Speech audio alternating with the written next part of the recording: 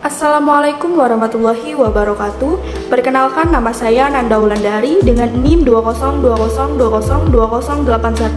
Saya dari kelas Pendidikan Agama Islam. Baiklah, yang pertama, saya akan membahas tentang konsep dasar teknologi pendidikan yang terdapat pada makalah kelompok 1.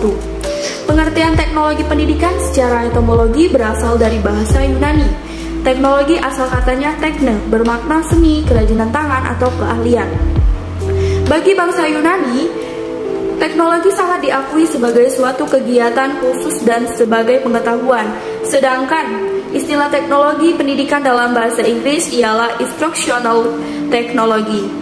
Salah satu pendapat ialah bahwa instructional which can be used for instructional purposes alongside the teach, the box, and the big board. Jadi, yang diutamakan adalah media komunikasi yang berkembang secara pesat sekali yang dapat dimanfaatkan oleh pendidikan. Alat-alat teknologi ini lazim disebut hardware, seperti TV, radio, video TV, komputer, dan lain-lainnya.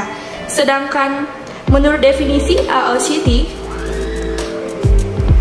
teknologi pendidikan adalah proses kompleks yang terintegrasi meliputi orang, prosedur, gagasan, sarana, dan organisasi untuk menganalisa masalah, merancang, melaksanakan, menilai, dan mengelola pemecahan masalah. B. Fungsi dan peran teknologi pendidikan.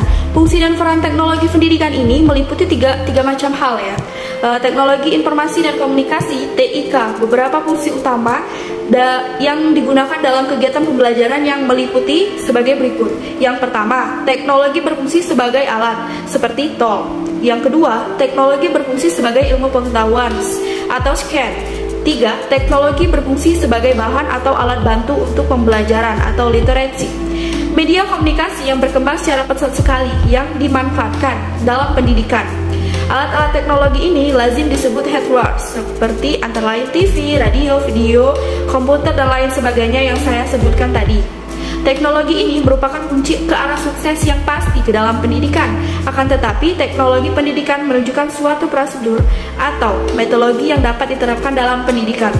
Teknologi pendidikan dapat juga dipandang sebagai suatu gerakan dalam pendidikan yang diikuti oleh guru yang merasakan bahwa mengajar bahwa kini masih dilakukan secara sembrono, asal-asal saja tanpa dasar yang kokoh ataupun menurut selera masing-masing. Berikutnya saya akan menjelaskan tentang ruang lingkup, manfaat, serta mengapa kita perlu media pembelajaran di dalam kegiatan belajar mengajar.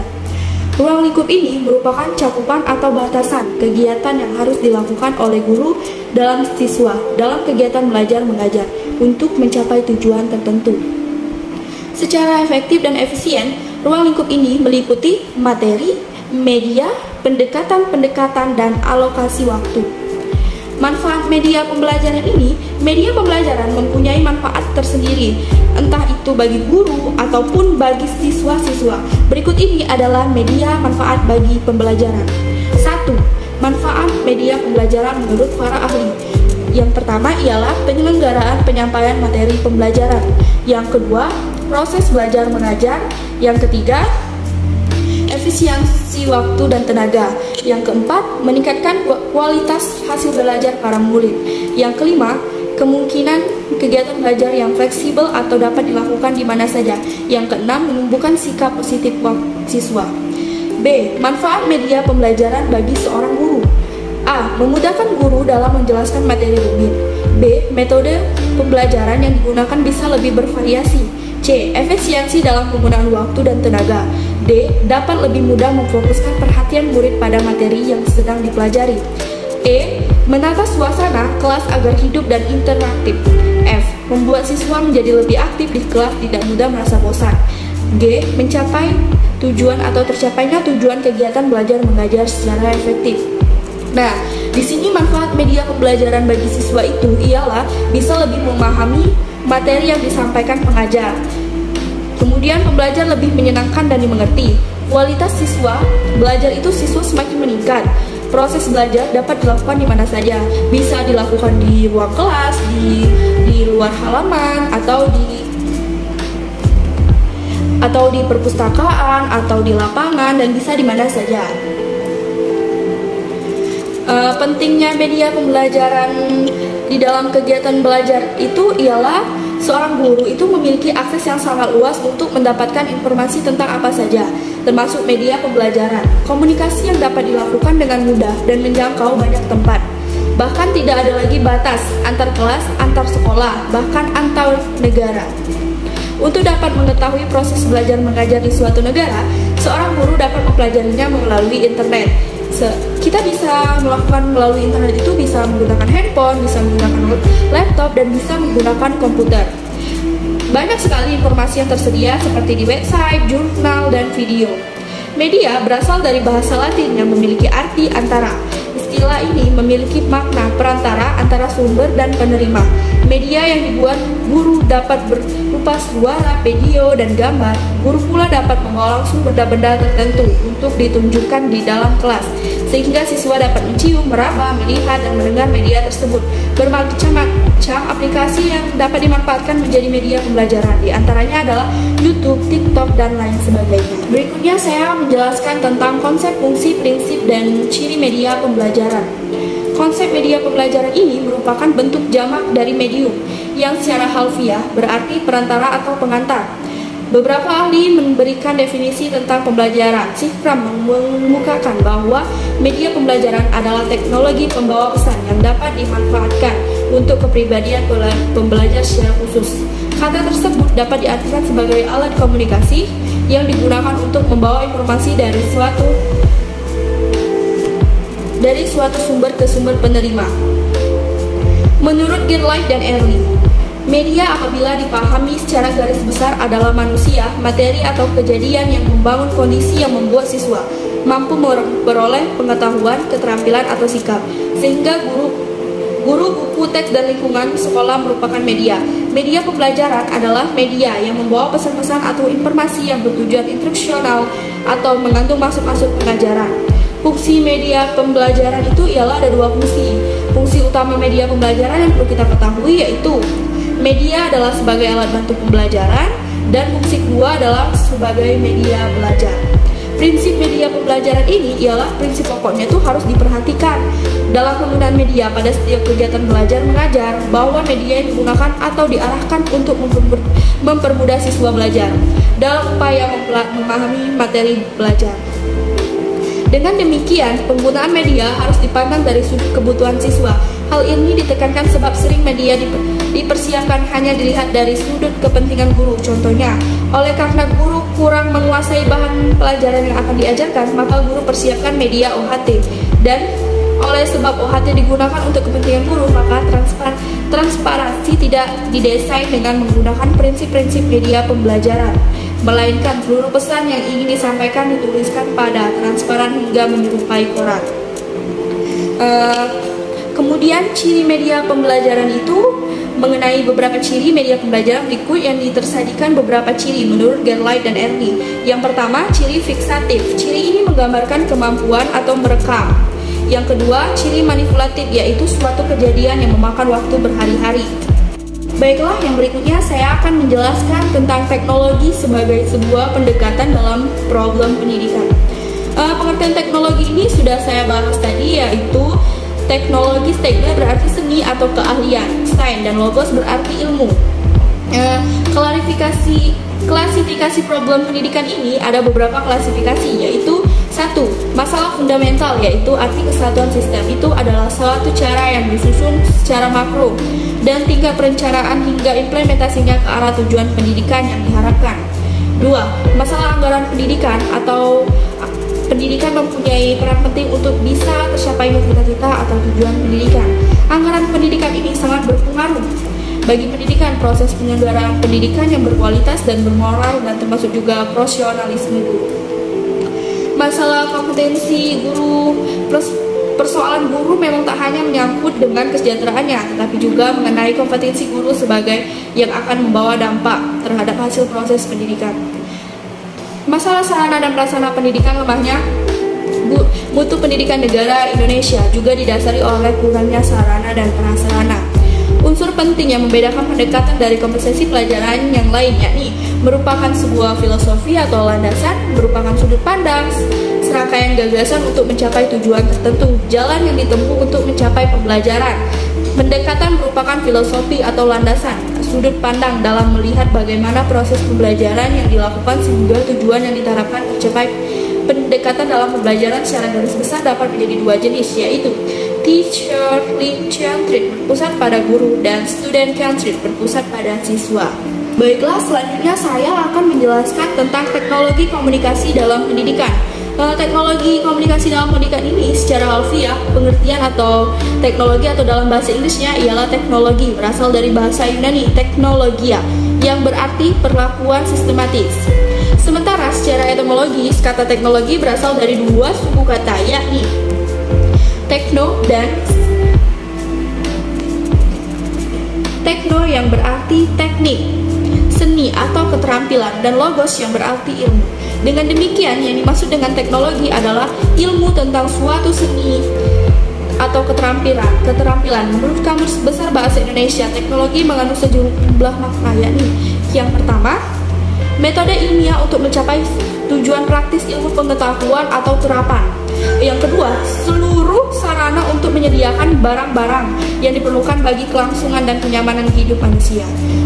Hubungan teknologi komunikasi dengan pendidikan itu, perkembangan teknologi yang semakin erat dipesan di era globalisasi, tidak bisa dihindari dengan terpengaruhnya terhadap dunia pendidikan.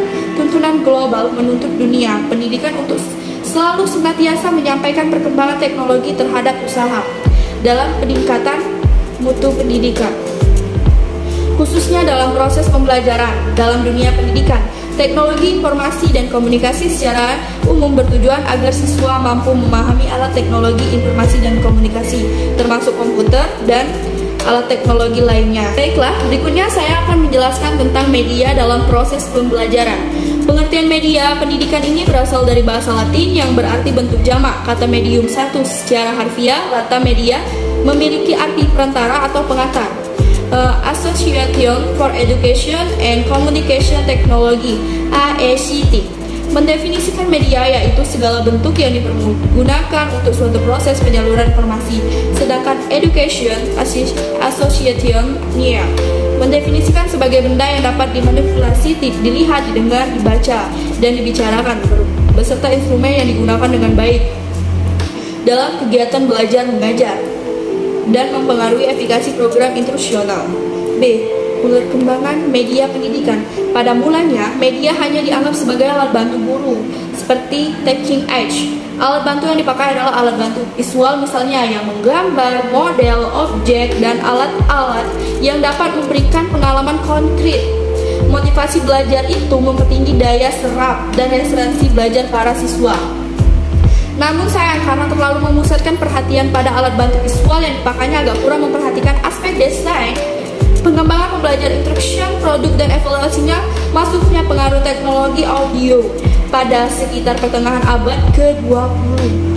Alat visual untuk mengkonkretkan ajaran ini dilengkapi dengan alat audio sehingga kita dikenal dengan audio visual atau audio visual aids atau AVA. Proses pembelajaran belajar pada hakikatnya ini adalah proses komunikasi, yaitu penyampaian pesan dari sumber media melalui saluran media tertentu ke penerima pesan. Pesan yang akan dikomunikasikan adalah isi atau ajaran didikan dalam kurikulum. Urgensi media pendidikan dalam pembelajaran ini, penggunaan media pembelajaran bahasa Arab bertitik tolaknya dari teori yang mengatakan bahwa totalitas presentasi banyaknya ilmu pengetahuan, keterampilan, dan sikap yang dimiliki oleh seseorang itu tertinggi melalui indera penglihatan dan pengalaman langsung melakukan sendiri, sedangkan selebihnya melalui indera dengar dan indera lainnya. Baiklah, pembahasan yang terakhir saya akan membahas tentang kriteria penggunaan media pendidikan. Pengertian media pendidikan ini ada beberapa tafsiran yang pengertian media pendidikan. Sebagian seseorang ini menyatakan bahwa media pendidikan ini menunjukkan pada perlengkapan yang memiliki bagian-bagian yang rumit seperti diungkapkan oleh Mark MC Luhan. Mark MC Luhan berpendapat bahwa media adalah suatu ekstensi manusia yang memungkinkannya mempengaruhi orang lain yang tidak akan mengadakan kontak langsung dengan dia. Pendapat lain merumuskan media dalam arti sempit dan dalam arti luas. Dalam arti sempit ini, pendidikan hanya meliputi media yang dapat digunakan secara efektif dalam proses pendidikan. Sedangkan dalam arti luas, media tidak hanya meliputi media komunikasi elektronik dan kompleks, tetapi juga mencakup alat-alat sederhana seperti slide, fotografi, diagram, dan bagan buatan guru, objek-objek nyata, serta kunjungan keluar sekolah. Sejalan dengan pandangan itu, guru-guru dianggap sebagai media pengajaran di samping seperti radio dan televisi, karena sama-sama membutuhkan dan menggunakan banyak waktu yang menyampaikan informasi kepada para siswa. Kemudian kriteria pemilihan media pembelajaran ini yaitu menggunakan media pembelajaran guru. Tidak serta menggunakannya, ada beberapa hal yang dipertimbangkan ketika akan menggunakan media tersebut. Secara ringkas, cara memilih media pembelajaran dapat dilihat sebagai berikut. Yang pertama, dengan cara memilih media yang tersedia dalam pasaran yang dapat dibeli guru, langsung dapat digunakan dalam proses pengajaran pendidikan, yaitu seperti buku. Buku kan sudah terdapat di berbagai daerah ya, sudah kalian punya, yaitu seperti kita akan membeli buku di toko buku, di pasar. Memiliki berdasar kebutuhan nyata yang telah direncanakan, khususnya berkenaan dengan tujuan yang dirumuskan secara khusus dan bahan pembelajaran yang hendak disampaikan. Jadi, pendidikan ini harus memiliki pandangan yang luas dalam memilih media yang tepat dapat digunakan, karena hal itu menentukan keberhasilan pembelajaran. Pada waktu itu, pendidik juga harus memperhatikan kondisi peserta didik dan memilih media tersebut, agar peserta didik tidak merasa diberatkan dengan media yang dipakai. Di samping itu, pendidik juga harus memperhatikan kondisi dari proses pembelajaran yang sedang berlangsung, karena media yang digunakan akan sangat berpengaruh langsung bagi kegiatan pembelajaran tersebut. Selain itu, guna dan kriteria pemilihan media dalam pembelajaran yaitu agar peserta didik bisa mengetahui media apa yang cocok digunakan dalam situasi tertentu. Jangan sampai pendidik salah pilih media pembelajaran yang akan diajarkan. Terima kasih, itulah pembahasan dari saya. Saya akhiri, wallahu muwaffiq ila aqwamit thoriq. Wassalamualaikum warahmatullahi wabarakatuh.